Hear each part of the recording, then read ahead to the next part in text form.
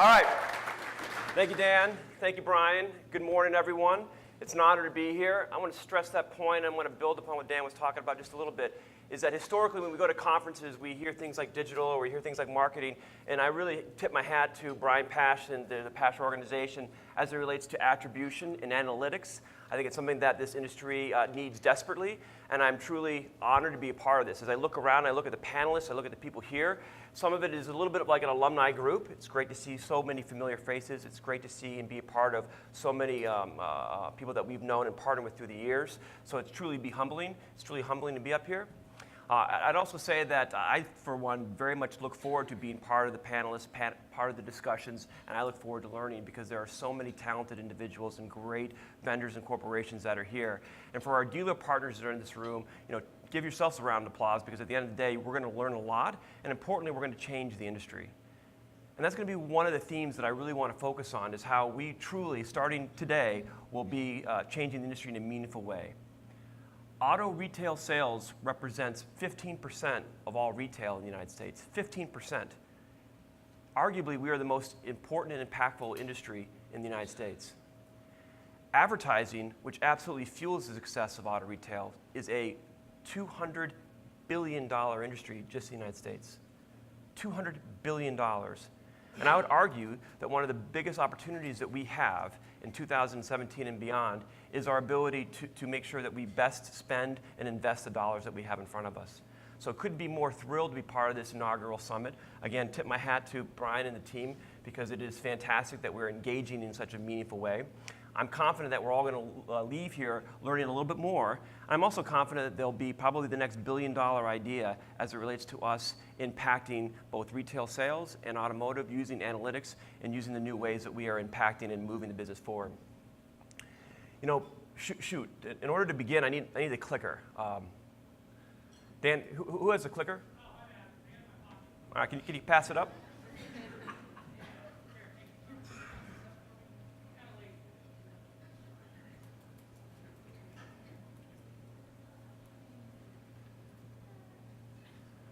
All right, you got the clicker? All right, great. Come up. And you are? I'm Carrie. Carrie, a round of applause for Carrie. I would not be able. Hey, Carrie, wait a second. Where are you from? Well, I'm from New Jersey. New Jersey?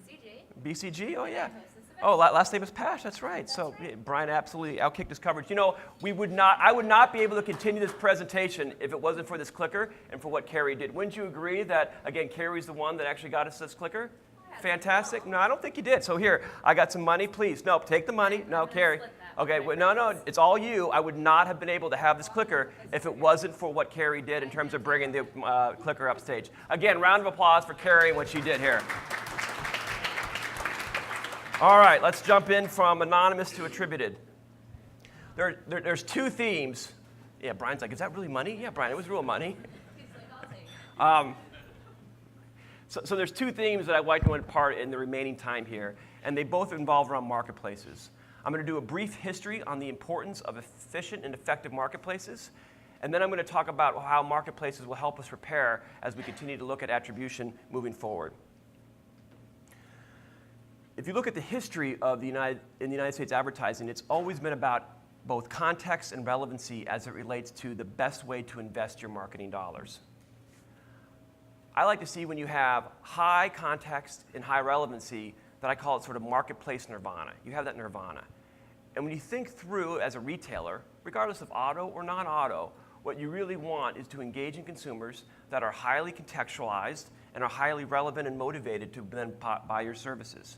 And when you do that, you create this sort of nirvana. You create this marketplace, a very effective and efficient marketplace. I'll give you a quick example on this. Think through McDonald's. In the 1980s, the average household went to fast food restaurants between 8 and 12 times in a given month. So McDonald's Corporation could just advertise generally to the public, and they would know that they would get a highly relevant message out to people that would consume fast food. So it was very high on the relevancy axis.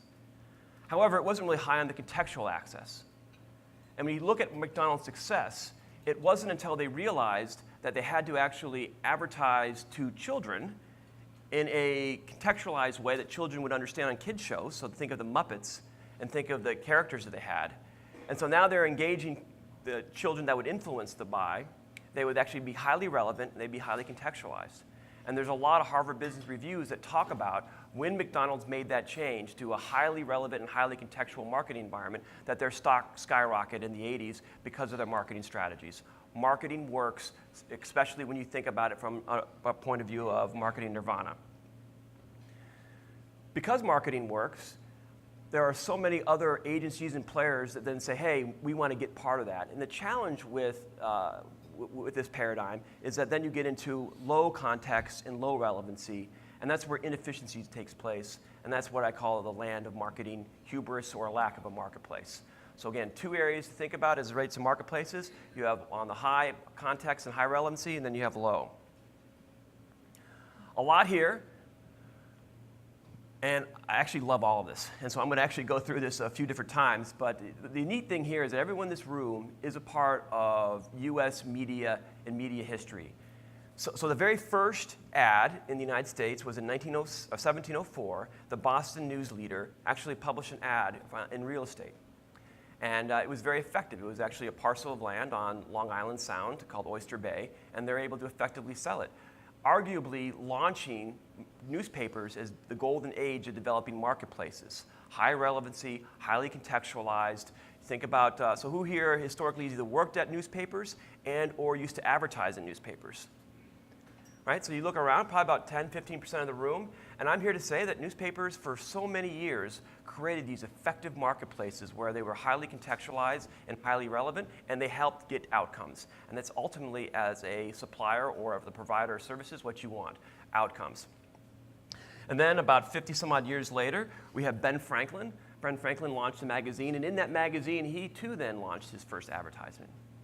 And I think it's neat that when we think about the alumni in this group and sort of who we can say has also shared our profession, it's kind of neat that we can all say that, hey, Ben Franklin was in our shoes. He was selling advertising. And he launched the first advertising in the magazine.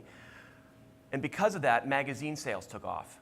And magazine sales then sort of bifurcated into niches. They got into farming, they got into politics, and they created effective marketplaces for advertisers to then promote their goods and services. And they became very effective. Who here has ever worked at an ad agency or still works at an ad agency or a digital agency, right? So we're looking around the room, probably about 30%, right? The concept of an ad agency is a uniquely American experience. It is a uniquely American experience started in Philadelphia by the Volney Palmer's agency, and they realized that, hey, if we create marketplaces, we can then create our goods and services and promote a message and then put that in that marketplace and move the needle forward. Who here has heard of Jonathan Wanamaker? Right? Again, a good number of folks. And I'm going to get into and talk a lot more about Jonathan in a second, but the unique thing here is that he was the first person to employ someone within the marketing department within his department store chains. So if anybody here works in your company in marketing, the first sort of marketing department was actually Jonathan Wanamaker. He actually hired a copywriter to then work with the agencies to ensure that they can best effectively work in terms of the services they provide. The other concept that I want to continue to talk through is just how, and this is something that John Wanamaker identified earlier on, is that advertising in the United States is a function of just a flat percent of GDP. So in our world, we know that employment is a almost linear and one-to-one relationship as it relates to SAR. So you have very strong employment, you have very strong SAR. Well, similarly, when you have up cycles in the economy, you actually get a little bit more of that GDP. But throughout, from 1776 until current day, it's about 2% of the GDP goes into advertising. And then you can see along this chart how advertising in 1919 was a $2 billion industry in the United States. And you can see all the way in 2016, they're saying now it's a $206 billion industry. And I'm going to argue, and again, why we're here today and why it's an honor to be here, is that we're here trying to solve that attribution issue. We're trying to solve that analytics issue. We're trying to partner and figure out then how to best leverage those dollars, because marketing absolutely works. One other key seminal note, which is also uniquely American, is the radio industry. And as you can see, the first radio ad occurred in 1922.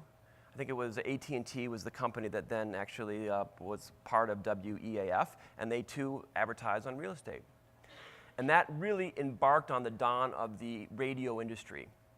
And it's important as we think about commercials, we have to almost disassociate sort of how we understand commercials and go back to what commercials were like in radio back in 1922 and actually carried through for about 20 years. You see, I'll go full circle. In the digital world today, there's a lot of talk about native ads, sponsored content. That is, if you open up Ad Age, that's one of the key themes for the last 6 to 18 months. Well, radio really was the first sponsored ad. They didn't have commercial breaks in radio. They would just say, this content was brought to you by Johnson & Johnson. This content was brought to you by Procter & Gamble. They would have 30 minutes of content. They would have a 15-second intro and a 15-second exit, just giving the listeners to know who sponsored this content. And that was a great way for early marketers to then house their wares, create marketplaces, and move the needle forward. I used Johnson & Johnson and Procter & Gamble as specific examples because the soap opera is something that they created. They realized that programming historically was just in the afternoon, and they realized that there is a market for people that maybe weren't working or did not work in the 1920s and 30s. And so they created content for that audience. They call them soap operas. They were actually written by Johnson & Johnson and by Procter & Gamble. They then talked in the shows, and they had the content surrounded by the Crisco oil or the different pots and pans or the different soaps. And so that was sort of native content. Native content occurred 100 and some odd years ago. But more importantly, as we talk about efficient marketplaces, because you had the right context and you had the right relevancy, is that the impacts were measurable. That era of Johnson & Johnson and Procter & Gamble sponsoring the first radio shows made those companies. Procter & Gamble, which went public in 1890, during 1920 to 1929, their stock price went up threefold. And Johnson & Johnson had such great success in terms of their sponsor and measure content that they went public after the Great Depression, and then they've had great success. So it's kind of neat to see how radio then embraced it. And then radio actually surpassed some of the magazine sales. I mentioned John Wanamaker, and who here has actually seen this quote? Right? I think we all have. I think it sort of keeps me up at night. It kind of keeps us up at night. I think that's why we get into this industry, is this famous quote by John Wanamaker. And I'm going to argue, when I first read this, and for the first maybe 15, 20 years of understanding this, I had always thought that John Wanamaker was a pessimist, that he was a cynic, that actually he did not like advertising. And then researching for this presentation, I found that the opposite was true, that actually this phrase was complimenting the marketing industry. In fact, Jonathan Wanamaker is in the Hall of Fame of advertising. He was the first person, as we talked about, to actually employ someone at his department store stores. And he was the first person to actually put a half-page ad in the newspaper. He was the first person to do a full-page ad, revolutionary at the time. I think it's important to know that John Wanamaker started out with basically a half of a department store in Philadelphia in the 1880s. And by using marketing and understanding the importance of marketplaces, by the time that he died in 1922, he was one of the wealthiest men in America. When he passed away, he had over $115 million to his estate, which is equivalent to almost $1.3, $1.4 billion. And he did that because of the effectiveness of marketing, building that marketplace, being highly relevant and highly contextualized. So I always view it as, yes, half the advertising works, and he was consumed with trying to figure out how to get more of that half. And again, what John Wanamaker realized is that half works, so we have to be very astute in attribution and trying to figure out how to get more and more of that half. And so he advertised in radio, he advertised in newspapers in the marketplace, he advertised in other areas when he was selling farm equipment in the Farmer's Almanac. One quick trivia, too, just to sort of wake everyone up, is who here is familiar with the Farmer's Almanac? It's actually still published today. Right? You think through a very efficient marketplace. Before 1920s, about half of the United States workforce was in farming. More than half of the GDP was farming-related and ag-related. And Farmer's Almanac was the sort of Google of the day because they just had that marketplace. It was fantastic. Everyone was like, man, this Farmer's Almanac. They had context. They were highly relevant. It was fantastic in terms of how many people were talking about it. And advertisers would fight to get into the Farmer's Almanac. One other quick trivia as it relates to Farmer's Almanac, because it was the right time at the right place with the right message, is who's here familiar when the upper left-hand corner there's sort of the iconic hole in the Farmer's Almanac? Right? So that hole still exists. It actually cost the company a couple $1 million to punch those holes out. And it's sort of an icon, and they kept it in there. But if we think through, again, knowing what percent of the population actually was looking at Farmer's Almanac, the way it was set up is that every day of the week, they would actually give historic weather report, insights in what weather could be, huge guess back then, but then it would be advertisement. And so what they would do is that indoor plumbing was not a thing back in the 1920s, and so it was big enough so that you could actually put it on a nail, and so they would go to outhouses. And they would actually put that Farmer's Almanac on it. So you think about the jokes that could be made about sitting on the toilet and reading about what's going to happen in the weather, what's going to happen with farming equipment, and what do you need. Well, that's why that hole would exist. The other sort of less talked about but true reality is that toilet paper was actually not a very common phenomenon back then. And so once you got through with Tuesday, well, you can make sure that everybody, family members, can go through the Tuesday information, and Farmer's Almanac also became sort of the first parts of toilet. So a little toilet humor there, but all very true. And then TV came in the mix. And TV really changed the paradigm. And for that, if we can then, who here has actually ever seen the very first TV commercial that took place? Right, so we have one gentleman that has done that. Right, so TV up until last year was the biggest medium and has been the biggest medium since the very first TV commercial took place. It took place in 1941. It was a game at Old Ebbets Field between the Philadelphia Phillies. Any Philly fans here? Anyone? Anyone? We got a couple. Against the New York Mets. Any Mets fans here? We got one in the back, right? So 3 hours and 20 minutes of just nonstop talk on the commentators. And then they revolutionized the industry by, at the very end of the game, they had the very first commercial. So let's look at that first commercial.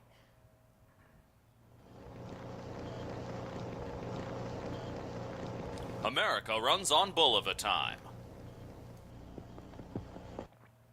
A round of applause, very first commercial ever. Right? So again, we're all, as Dan said, we're all going to learn a little bit here, but Bulova was a watch commercial. That was a 15-second spot, and it really revolutionized television as we know it. And the watch sales, again, the outcomes just absolutely spiked. And so now a lot of other advertisers say, hey, I too want that cool thing that you did at the end of the game. And you could see TV really debuted in 1941 with that ad, and then by the 1950s, TV overtook every other medium in terms of advertising. And really what the great invention that TV did, sure it was sexy, sure it was new, sure it was with the television, a new medium, a lot of technology, a lot of adoption, but really what TV also did is it changed the paradigm on advertising.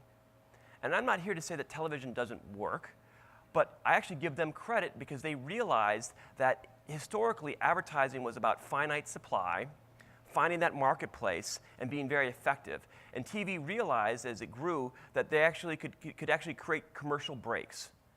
And instead of having Johnson & Johnson and Procter & Gamble create the content, the TV stations could create the content. And instead of actually having just a 15-second plug at the end, talking about this show is brought to you by so-and-so, TV realized that they can create the commercial break. Again, strictly an American phenomenon, strictly driven by television, and totally foreign up until about 1955, where instead of, again, you'd have an hour content with maybe a minute of commercials. By 1960, you would have an hour of content, and of that, you'd have 8 minutes of commercials. By the end of the 1970s, it was 18 minutes of commercials, and by 1990s, you'd have about 22 commercials for every hour. Again, not saying that television is ineffective, but I'm saying it changed the paradigm because now no longer was it about marketplaces. It had to do something completely different. And again, as stated here, is that what advertisers found is that, boy, they wanted to be a part of that TV movement. It was very sexy to be a part of that. The internal agencies like to talk about the creative and the commercials. The agencies got a pretty good cut from that. But the challenge is that it really struggled with the relevancy and context. Not universal, but as the supply increased more and more, as local TV came in, as cable came in, TV had to figure out a different way to talk about success. Whereas historically, in the first 250 years of advertising in the United States, success was always outcomes. It was attribution. We ran this ad, we did this native content, we saw our sales go up, we're going to do more of those things. Rudimentary, but still is about outcomes. TV realized that it was a lot less effective, but boy, there was a lot of people making a lot of money, and it was a huge ego play. And so to TV's credit, and again, I say this credit, is that they actually changed the paradigm. the notion that all the marketers here talk about now, reach and frequency, was brought to us by our television. It was brought to us by that watch commercial, because they're not talking about the outcomes of how many watches were sold. Now they could talk about what was the reach, what was the frequency. TV created terms such as GRPs and TRPs and total market coverage. And along the way, again, if I was Jonathan Wanamaker, if he was around in the TV era, I'm pretty confident that he'd say TV works. But I think his quote wasn't that 50% works. I think he'd probably say 30% works or 25% works. And just because something only works 25% of the time doesn't mean you shouldn't do it.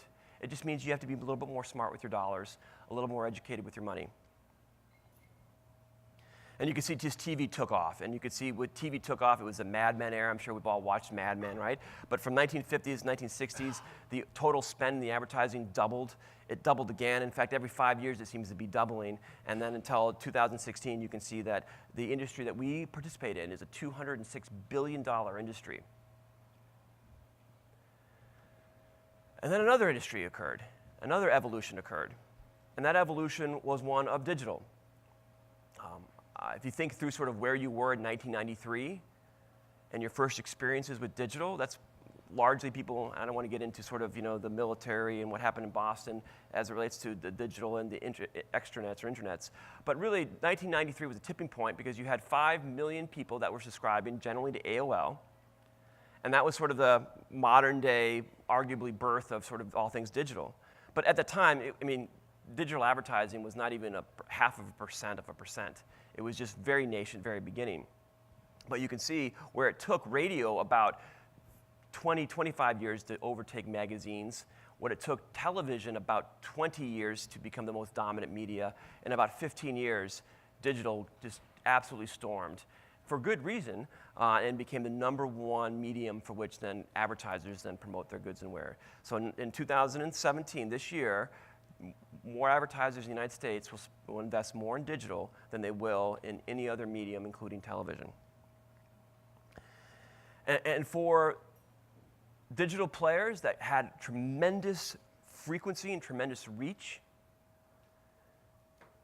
they then built on that success off of the backs of what television did.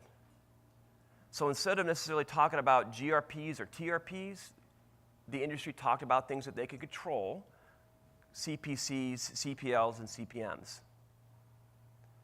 As we think through what this seminar, what this session will do, is we're going to be talking about how we can evolve this, how we can go back to the first 250 years and talk more about outcomes and less about metrics that arguably are just built upon sort of self-serving metrics, and how do we then find more standardization. There are amazing third-party marketplaces in this room, so it's not just cars.com. There's also kind of great marketplaces in this room, such as Amazon, Zillow, StubHub, and you can see the effectiveness. And I'm going to transition now into the importance of marketplaces, but it's important that as we think through both context and relevancy and areas, we need to understand how we can continue to evolve and how we need to not necessarily get trapped into the land of hubris. And I see the land of hubris coming, not just sort of the traditional metrics as it relates to digital, which Brian and team and many others are trying to go against, but we hear a lot about lookalikes and in people-based marketing. And people get excited and kind of all riled up about that. But again, how much of that is more about the land of hubris as opposed to what it is in terms of marketplace? So hopefully I did a good job of painting the picture as it relates to the history of marketplaces. And now I want to actually talk a little bit more about the future of marketplaces. And as we do that, I think it's imperative to talk and think through what Mary Barra said recently about the change. And Dan talked about it. There's going to be more change occurring in our industry in the next 5 years than there has been in the previous 50 years combined. And that's exciting. And it's exciting to be part of that. It's exciting to be part of such a large industry. And it's exciting to be part of such a large industry that invests so much of their dollars as it relates to the changes that are around. And all you have to do is look at any sort of news item as it relates to even this week alone, and you can see how auto is at the forefront of massive consumer trends as it relates to how consumers are operating a little bit differently. the dealer partners and our vendor partners and suppliers in this room, you are the 1% of the 1%. You understand the importance of attribution. You understand how the importance of high relevancy and high context. And I would wager that you are the ones that are leading the ways in your field and beating your competition. I think we also realize that there's a huge long tail of dealer partners that don't have your sophistication, your dedication, and your investment in turn understanding this. And so I have actually interactive exercise here. And so if we can actually go to your, let's do this here. If we can do a polling, think through the industry. Do you think that the industry views third-party marketplaces as either that necessary evil or partner? So maybe not your point of view or your perspective, but as you think through and work with your peers, as you talk to your 20 groups, as you are around, think through as it relates to where we are, as it relates to where you think the industry is. Are third-party marketplaces, are they necessary evils, or are they partners?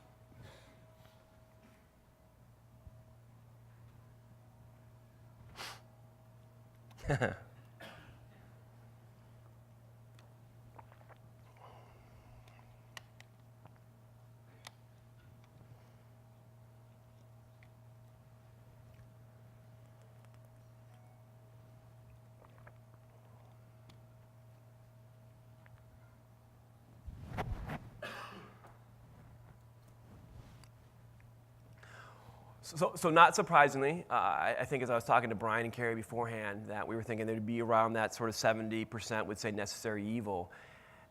And I think what the opportunity that we have is continue to talk about what marketplaces represent, particularly in light of what's coming down the pike.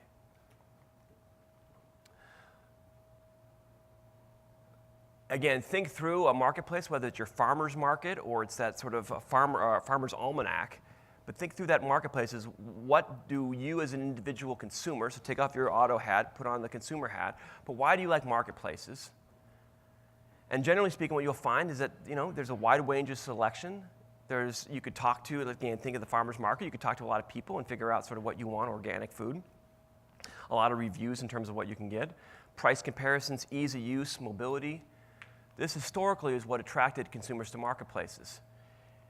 It absolutely has attracted people to the biggest marketplace, which is Amazon.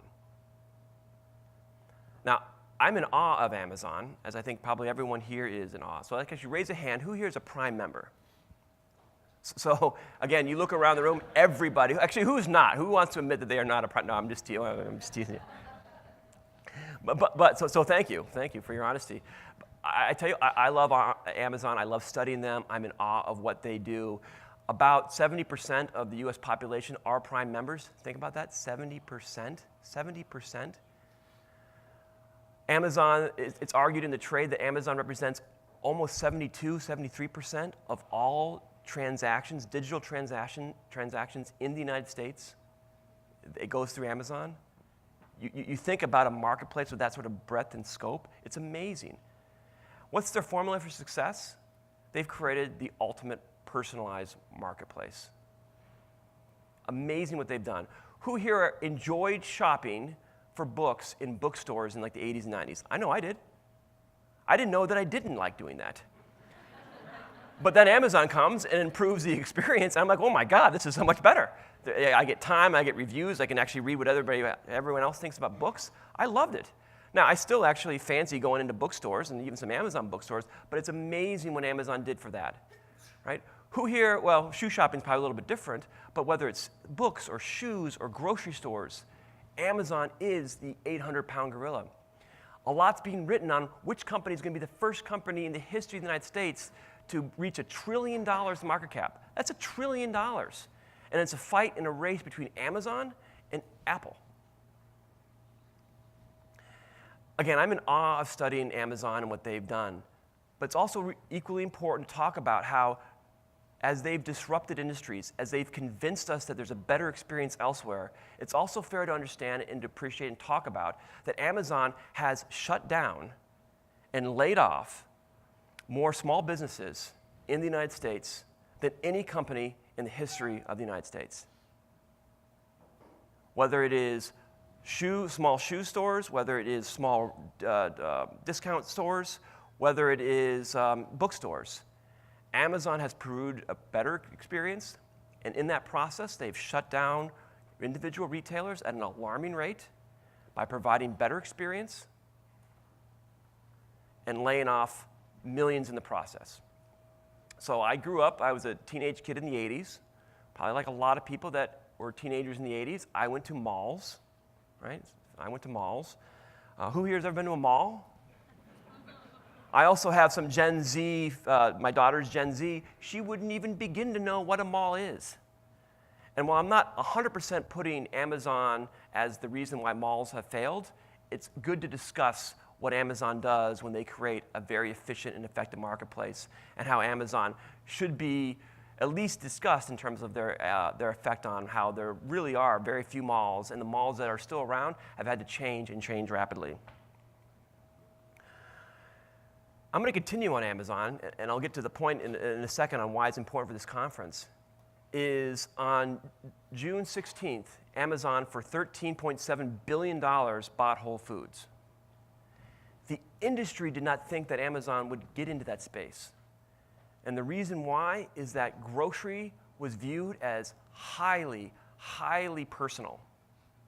So sure, book's a book, and shoes a shoes, and clothes. You can go down that line. But boy, consumers are going to want to touch and squeeze that vegetable. They're going to want to smell that meat. They're going to want to basically see and be visual. So there's no way that Amazon will use their marketplace, their reviews. They're going to use their distribution. They're not going to get into grocery store. And sure enough, they did. They did for about $14 billion. And what's important as it relates to this slide is that when you acquire a company, a lot of companies here, whether dealers or others, you actually develop usually a 3-year or 5-year or 7-year plan of which you're going to recoup your dollars invested in said company. And then you actually equate it back into market share, particularly if you're publicly traded, to shareholder value. In one day, the combined increases of the Amazon stock, combined with the decreases of the grocery store chains that are listed here on the right, paid for the $14 billion. It wasn't a 3-year or 5-year or 7-year earnout. It was a 1-day earnout. 1 day. That just sent chills down everyone's spine when you think about that, because guess what? I wasn't the only one, or we're not the only one hearing about that. Everyone at Amazon realizes that, wait a minute, in 1 day I can make an announcement and my stock goes up, and then the peer sets go down, and it pays for that investment. And when you're quickly trying to get to $1 trillion industry, that's a smelling salt for everyone.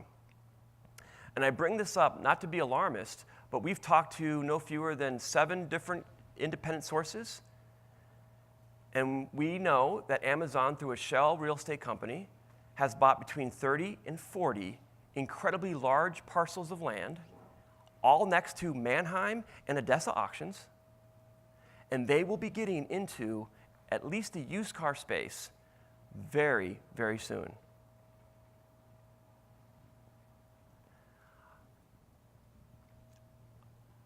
There is hope here. I'm going to kind of explain that, but when you think through,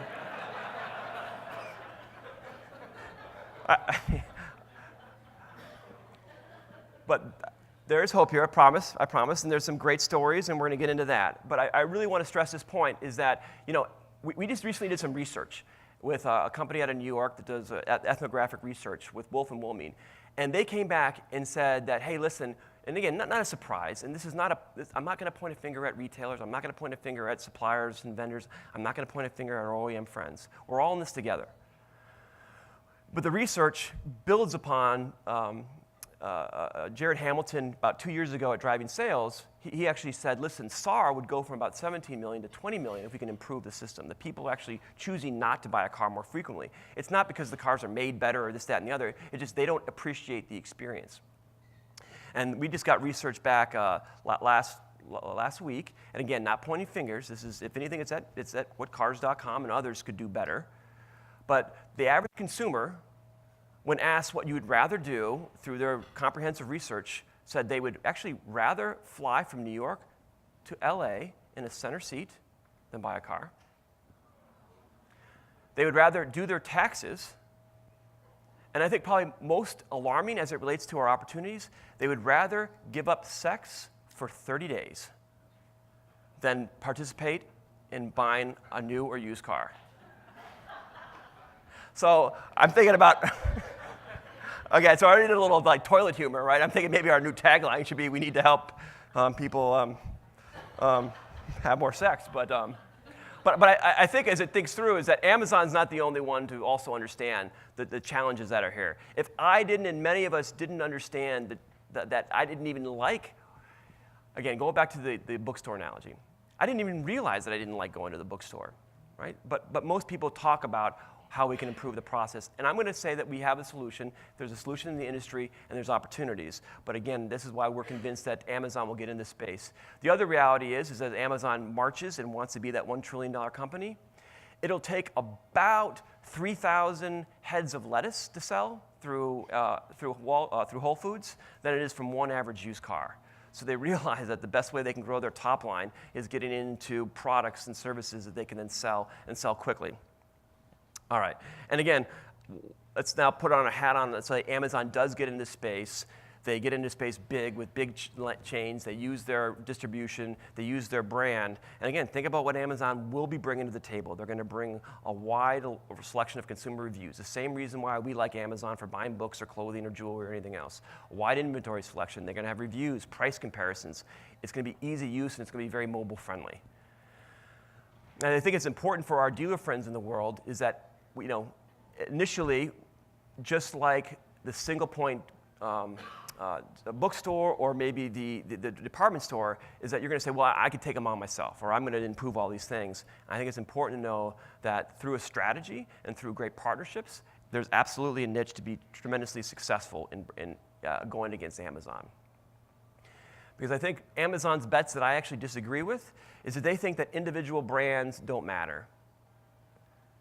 Individual brands don't matter. Case in point, who here has Alexa? Right? So about 25%.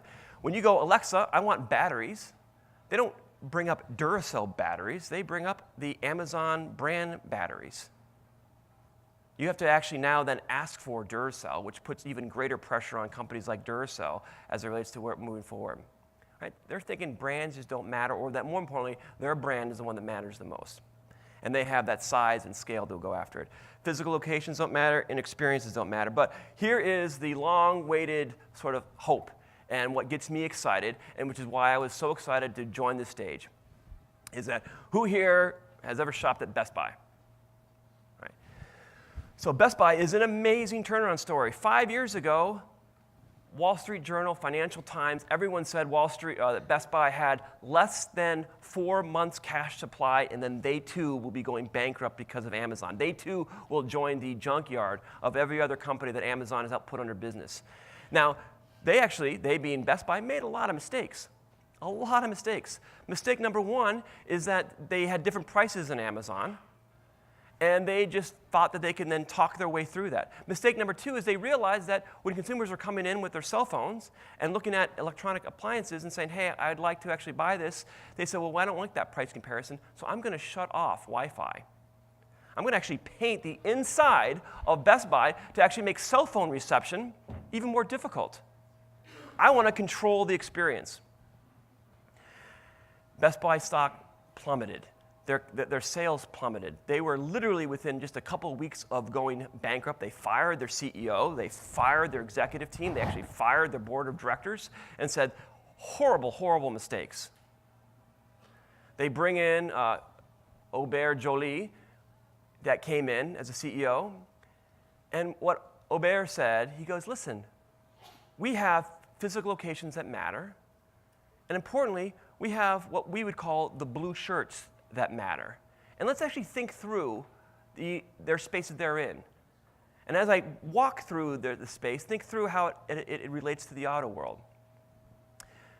Consumer electronics are generally fairly complicated, a lot of options, a lot of technical parts that could or will go bad, or at least wrong, a lot of ways to compare.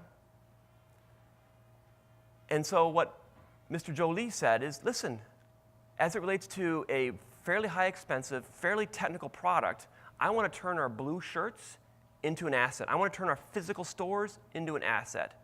And so one of the first things that he really built up, although he didn't create, but he built up, is that who here knows what Best Buy, they have a group of people, it's somewhat pejorative, but at least this group will appreciate that they have that go out and help out with like home electronic issues. The Geek Squad.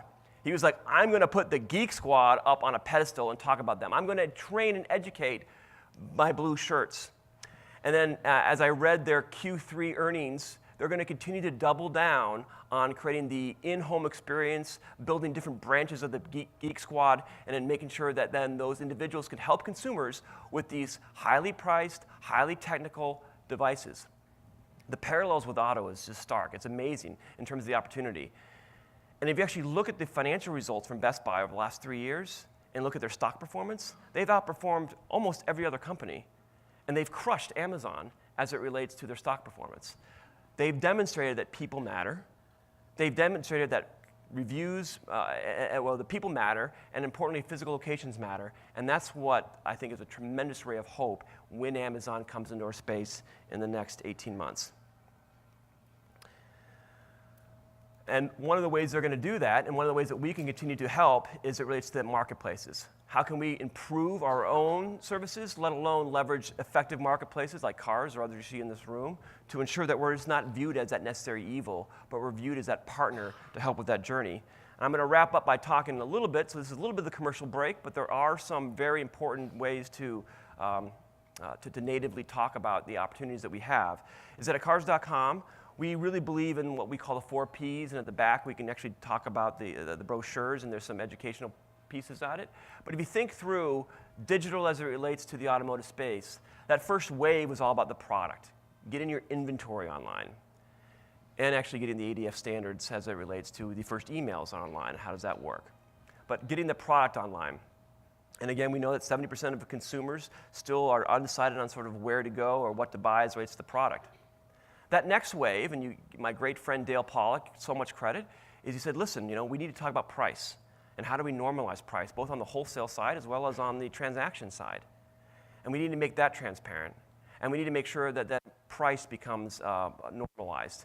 Think through what Best Buy did as it relates to, they actually just married what they did for Amazon. I'm sure they brought in a car person because they talked about how at the end of the day, if Doug wants to buy a television, and you say, well, I want to go home, well, the actual blue shirt knew that you're probably going to go to Amazon, so part of their sales process was, let's pull it up. It's the same exact price on Amazon that is here, and I can help you install it. So why wouldn't you buy from me today? You do that sort of why buy at Best Buy, it paid off. You do that why buy as it relates to our environment, it'll pay off. And so that, again, Dale deserves a lot of credit as it relates to normalizing price.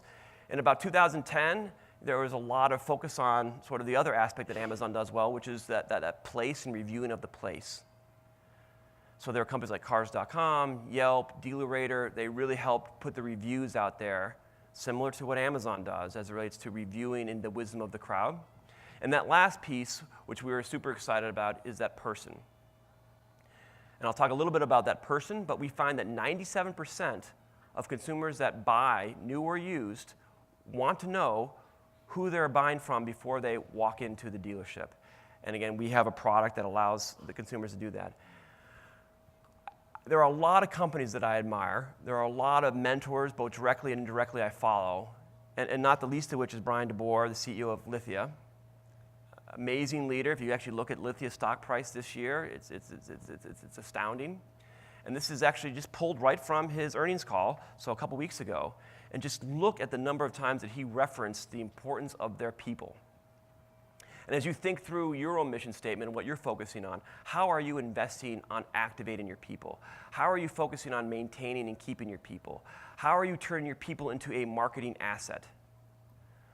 We at Cars.com know that during that sort of in very critical, important time, when the salesperson working with the individual consumer, when the salesperson goes to get the keys to the test drive, one of the top things that the consumers will do is they'll pull out their phone and they'll Google this stranger that they've never met and they're about to get into a car with. Now, we're not saying that they wouldn't get into the car, and they do that a lot with Uber, but they want, like Uber, they want to see what are the reviews of the person that's about to get in the car. So think through your opportunities as it relates to what are you doing to promote your people. how are you mirroring the experiences that they get, whether it's from Uber or Amazon or others, as it relates to how to activate your folks? And continue on just really quickly with the commercialization part, is we also know one of the biggest challenges that this industry and our industry faces is this rep turnover. And we know that when you can invest in your people like Lithia does, when you could talk about making them stars, making them, having consumers then walk onto the showroom floor and say, hey, listen, I actually saw your reviews on cars.com or on your own website or other areas. I want to now work with you. We know that that actually helps with the retention of their people. Because the UP system was created by Henry Ford almost 100 years ago. And we think through millennials, Gen Zs, they're really uncomfortable with the UP system. And quite frankly, as it gets to what consumers really struggle with, it's that lack of knowing who they go to, that lack of control, and that lack of connectivity is one of the key reasons that the consumers really don't like that process. And again, make it analogous to Amazon and what Amazon does as it relates to improving that experience. And then lastly, and it gets to the attribution part of this, we really want to talk about this key signals and sentiments as it relates to sort of walk-in traffic. Think through your experience with Amazon. Who here has sent an email to Amazon in the last 2-3 months?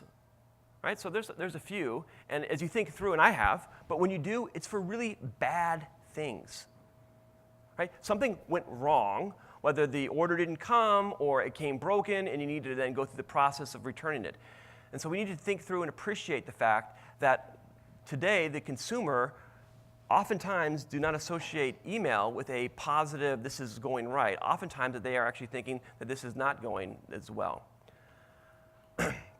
My colleague and friend Darren Hager was at a dealership not too long ago, and in that dealership experience, it was a relatively large dealer group in the, I think it was New York State, and from the owner on down, they're actually engineering their processes. They're looking at all the emails, and they're saying, well, wait a minute, when we get an email, it's probably something on our website that we can promote better or more, or with our other marketing partners. And so we want to have a stated goal of getting fewer and fewer emails every month. Think about that. That's the progressive way of thinking that it relates to our industry. That's what attribution and what we're going to here to solve. But we also need to see what drives walk-in traffic, because more often than not, Best Buy doesn't qualify their walk-in. They just try to drive that walk-in traffic. And so these are some quick signals and sentiments as it relates to opportunities. I know we look forward to working with the Pastor organization down the road as it relates to what are driving that walk-in traffic. And we want to make sure that we're partnering with you and the industry on making sure that we then help out with the signals, because walk-in traffic is the lifeblood of our organization. The challenge is that the systems and the attribution part of walk-in traffic is still an area to improve upon. Here are some additional signals as it relates to what is driving walk-in traffic, and think through, are you, in terms of determining what your marketing strategy is, are you looking at what photos were saved and what dealerships were saved and what emails were shared? Right, probably metrics that most retailers aren't thinking through or trying to optimize towards. But when you do and optimize towards this, you're actually going to drive greater walk-in traffic. And I won't get into sort of how or how we can measure, but we definitely have case studies, and we'd love to be able to make sure that you get more and more walk-in traffic. All right, so rounding up the end, listen, it's a tremendous honor to be here. You think of marketplaces, it's an opportunity for you to partner with marketplaces, whether it's cars or others, to ensure that we then work in unison to then tackle what will be coming down the pike as it relates to Amazon. Because individually, you may not have the wide selection of inventory or the reviews or the mobility or ease of use, but collectively we can. And we're convinced that at the end of the day that brands do matter, people matter, experience matters, and locations matter. And lastly, it's not just this room, although I'm so honored to be part of what this room is doing. I also want the little gag that I did at the very beginning as it relates to that last click attribution and only recognizing and giving Carrie Pash money, even though there are about 14 people that actually passed along that remote. I stole that shamelessly, freely admit. I actually stole that from Tim Reese. Tim Reese is in charge of all program agency partners at Google. He had his agency summit with about 5,000 dealers in 10 days ago in New York. They ran out this huge hangar, putting 5,000 people here. Brian, eventually you'll get about 5,000 people here too. He did the exact same gig where he actually passed up. It wasn't a mic, but it was a box of chocolate. It took painfully about 7-8 minutes as everyone's like, what the hell's going on? There's 5,000 people staring at this guy.